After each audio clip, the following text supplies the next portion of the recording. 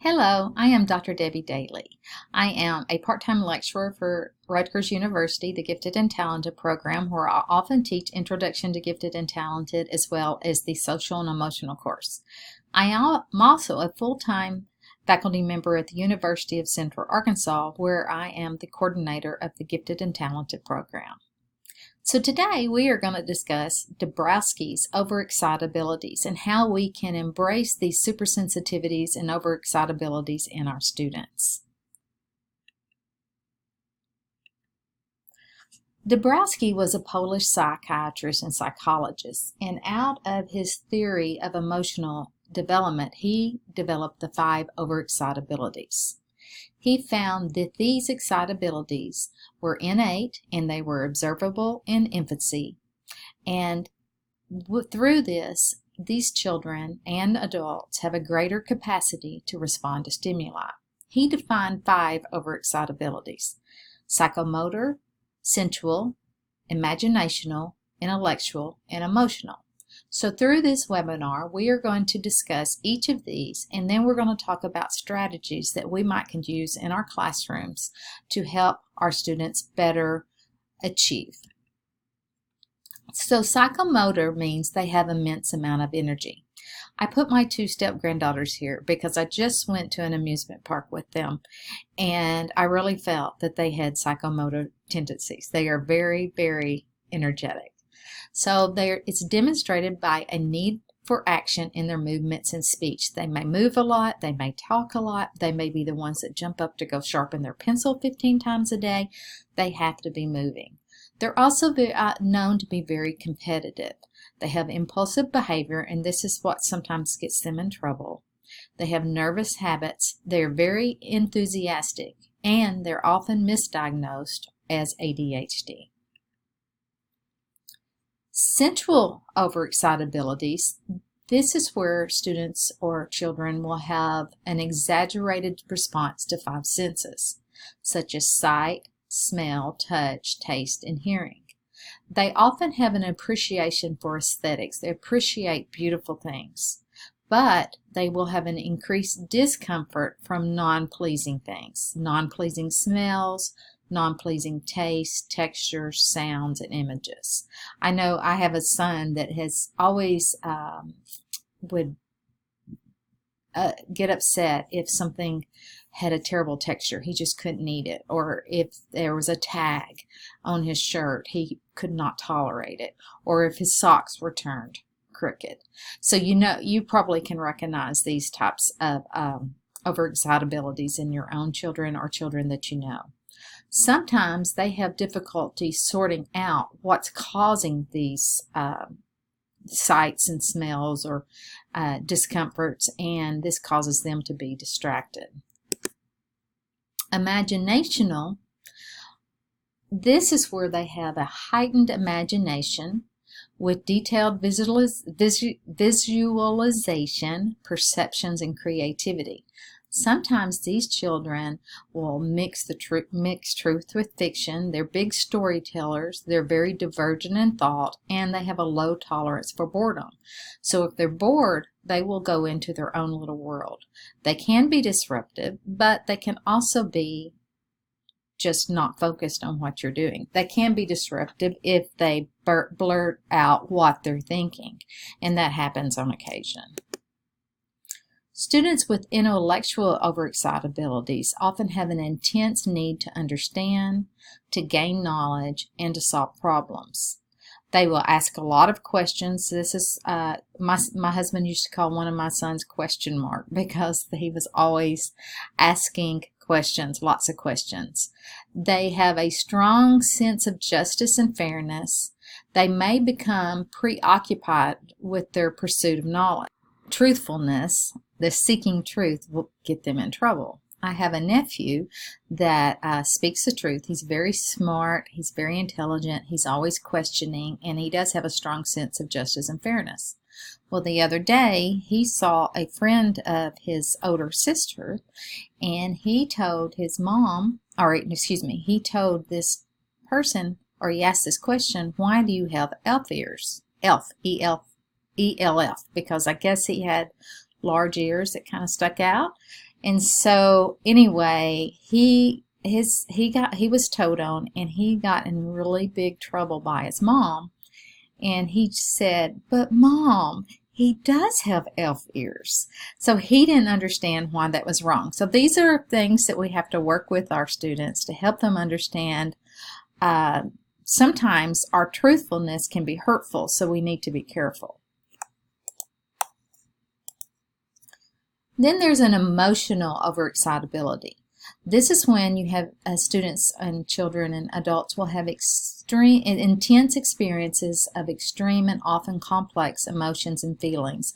And a lot of times they will not even understand what is going on. They have great emotional depth. They will have the highest of highs and the lowest of lows. They also have a heightened attachment to people, to places, and to things.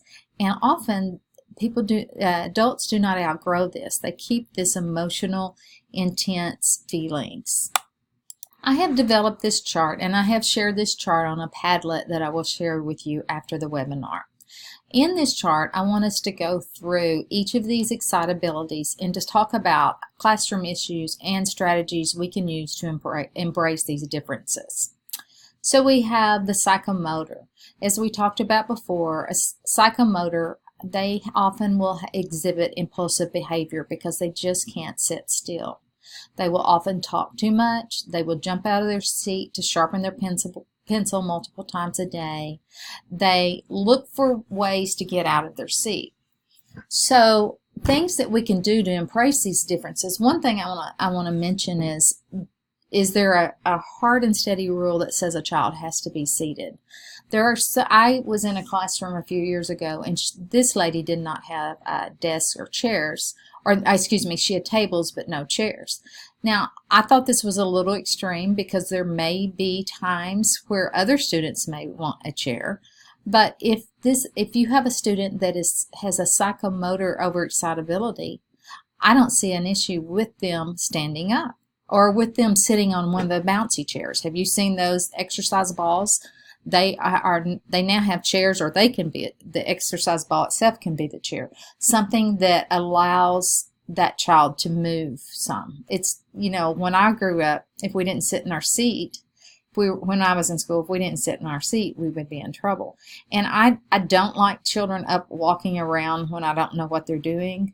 I like active learning, and I like to incorporate movement, but when you're doing seat time, you might consider other places that they can sit or letting them stand.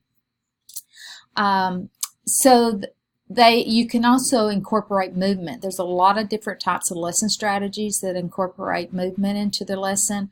I love the Four Corners activity. It's where if you're asking students, say they all did a math problem, and maybe it was a multiple choice math problem, and you said if you answered A, go to the A corner. If you answered B, go to the B corner, and so forth. And then when they're in that corner, they have to defend their answer. They have to tell how they got the answer and why they think it's that. And then you give them an option to change corners if they think that maybe they were incorrect the first time. Of course, learning stations, or as we used to call it, centers. I love these because it keeps the students up and moving, and it also gives them some freedom of their own learning. They're constructing some of their own knowledge.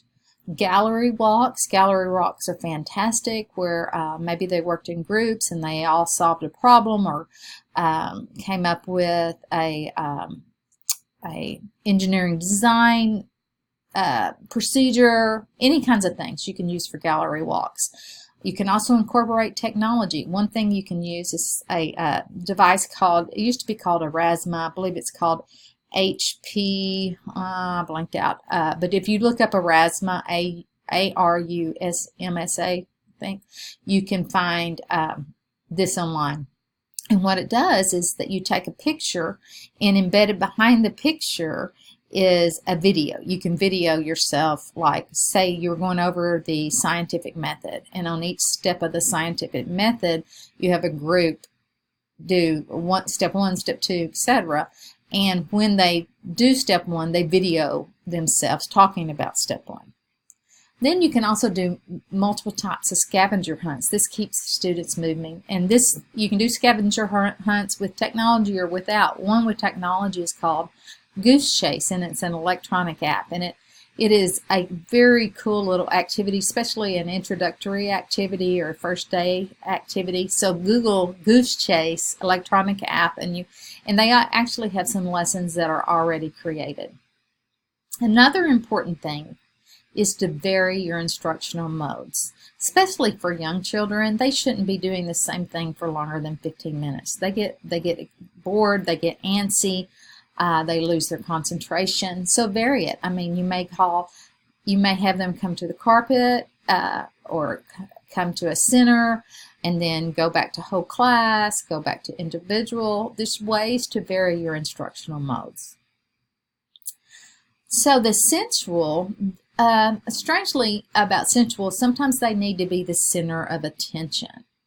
And they often have emotional stress over sensitive material. You may be reading a story, a book, and the book may not trigger anyone else's sensuality, but it may cause emotional stress for the child that's suffering from this sensual overexcitability. So, as a teacher, you need to be aware of their triggers and to maybe forewarn them that this story is going to have some sensitive, maybe a pet dies, old yeller, or something that could cause distress to that child, and let them know. They also have other insensitivity issues, like we mentioned before, talking about the 5 senses. Maybe the carpet they can't sit on the carpet because it's scratchy, and that bothers them. And so maybe they need to sit in the chair. Maybe they are sitting near the air conditioner and it blows on them and it's moving their hair and it's bothering them. So even simple little things can cause them to be distracted. And of course, smells, bad smells can really distress them.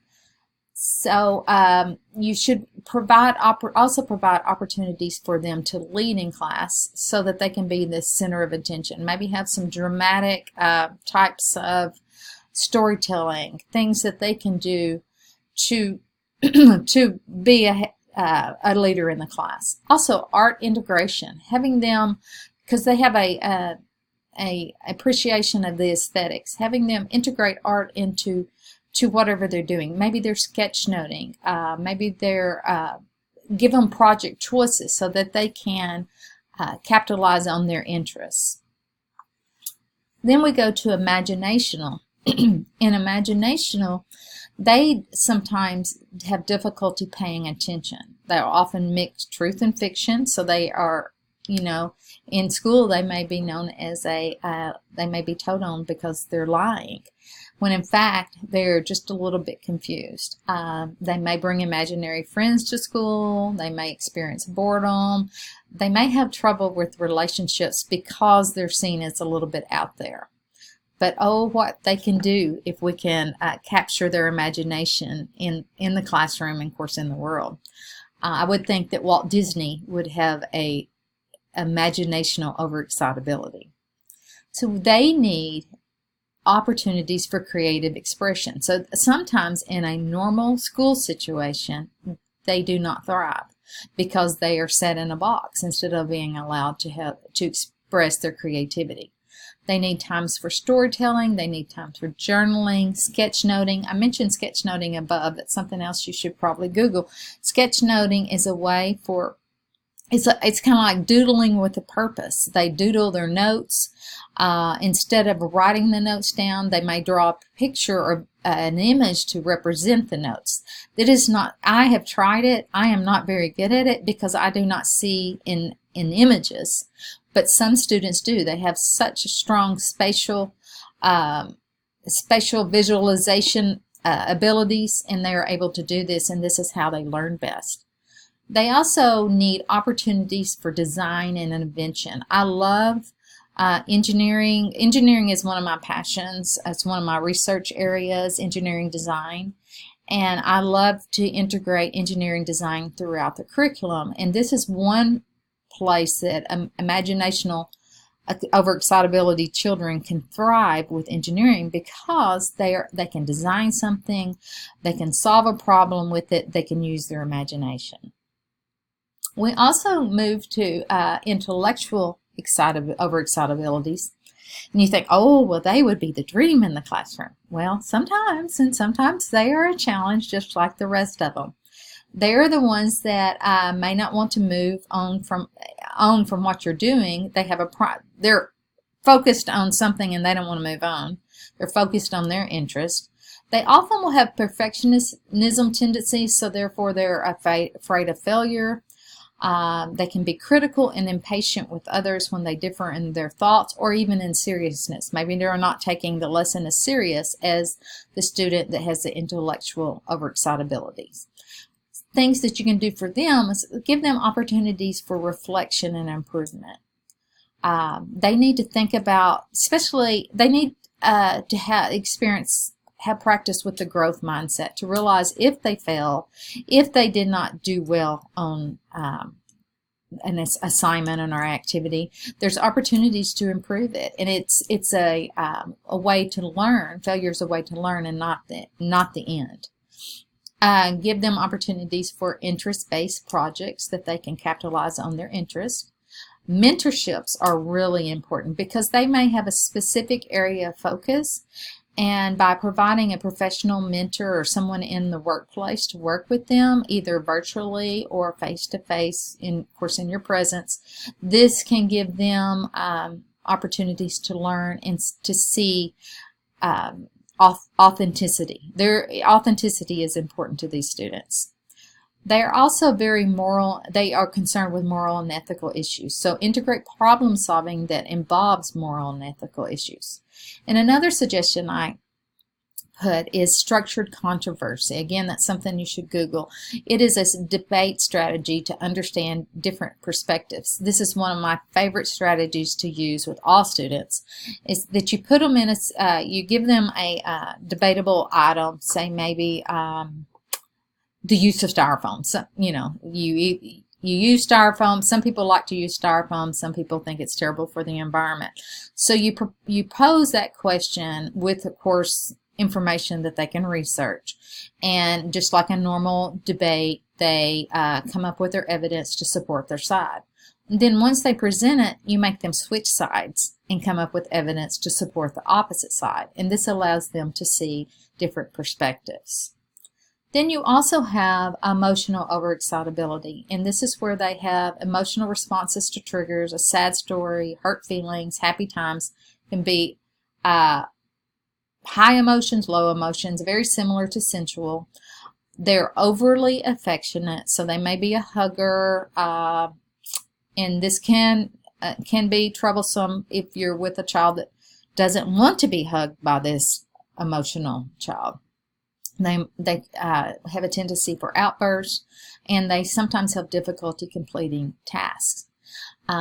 Since they have emotional responses to moral dilemmas at times, service-based learning activities are good for them. Practice self-regulation activities, how to calm themselves.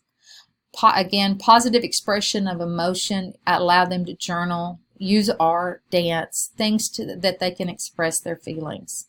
And don't disregard their feelings. They are often known as seen to be overly dramatic, but when you know this child, you know that you need to listen to them and don't disregard their feelings.